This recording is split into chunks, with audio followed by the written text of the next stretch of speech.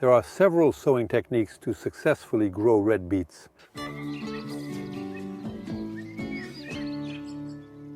The most classic sowing takes place directly in the ground when the soil has warmed to at least 10 degrees. Below 10 degrees there is a high risk that later your red beets will bolt, produce flowers and not form the root. That would be a real shame. For this you need soil that is well worked in depth for at least 20 centimeters. It needs to be well compacted afterwards and refined on top. Now we are going to draw a furrow with our hoe at a depth of 2 centimeters.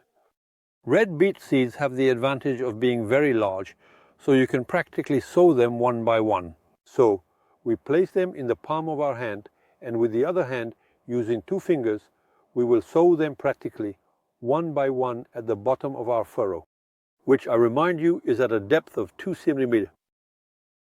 So we place them along the entire length. It is quite obvious that when our seeds grow, they might be a little too close together. We will always have the option to transplant them into another furrow and also get some nice red beets. Now that my first row is sown, leave 25 centimeters between 2 rows.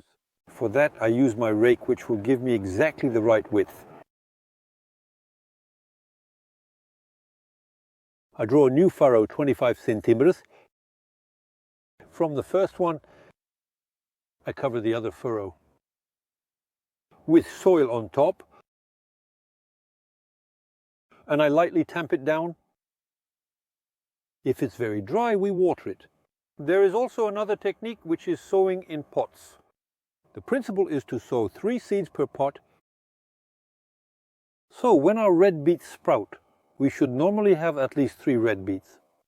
So the possibility we have after that is to remove 2 red beets, transplant them elsewhere, leave 1 red beet per pot, and transplant them one by one into a pot.